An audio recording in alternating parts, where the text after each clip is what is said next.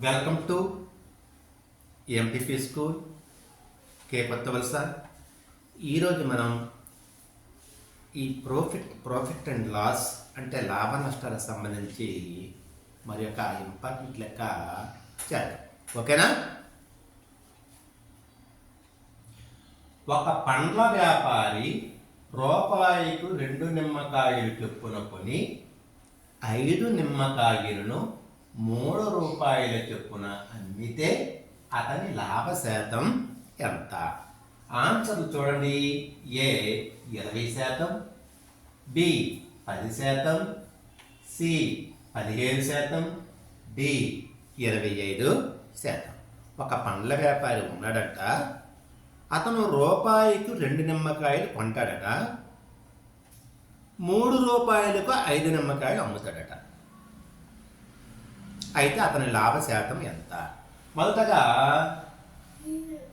2 నిమ్మకాయలు కొన్న వెల 1 రూపాయి.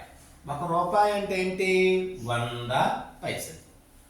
2 నిమ్మకాయలు 100 పైసలు. మరి 1 నిమ్మకాయ కొన్న వెల 50 పైసలు. ఇలాంటి లెక్కలు ఇచ్చేటప్పుడు మనం ఏకవస్తు మార్గం ద్వారా 1 నిమ్మకాయ లేక కొన్న వేళ అమ్మిన వేళకి తెచ్చుకుంటే మనకి చాలా ఈజీ.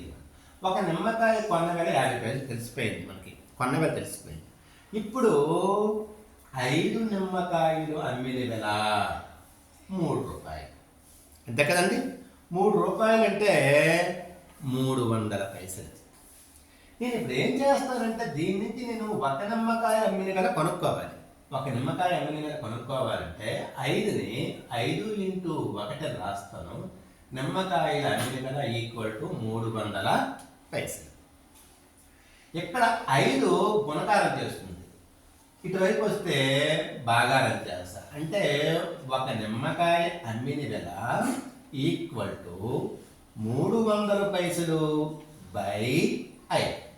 నేను దీన్ని భిన్న రూపంలో రాసుకుంటాను. ఈక్వల్ టు 300 పైసలు బై 5. ఇక్కడ తెలుస్తుంది చూడండి. 5 1ల 5, 5 6ల 30. ఇక్కడ 0 ఉంటుంది కదా, 0 వేసుకున్నాను. అంటే 1 నిమ్మకాయ అమ్మిన వేళ 60 పైసలు. 1 నిమ్మకాయ కొన్న వేళ 50 పైసలు. 1 నిమ్మకాయ అమ్మిన వేళ 60 పైసలు.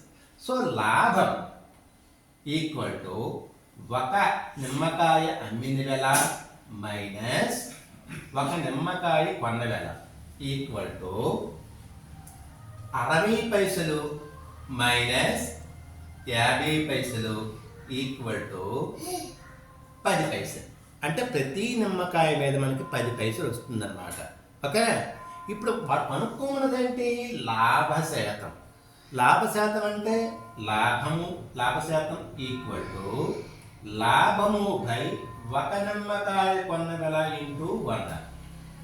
ఓకేనా? అంతపాటు ఇప్పుడు మనం 1 నిమ్మకాయ మీద కాన్సెప్ట్ వెళ్తుంది కనుక మనం 1 నిమ్మకాయ తీసుకోవాలి. లాభం 10 పైసలు ఈక్వల్ టు 1 నిమ్మకాయ 50 పైసలు ఇంటూ 100. చూడండి, ఇక్కడ 51 50. ఇక్కడ పైసలు పోతుంది. 50 రెళ్ళు 100. ఓకే, ఇప్పుడు 10 రెళ్ళు 20.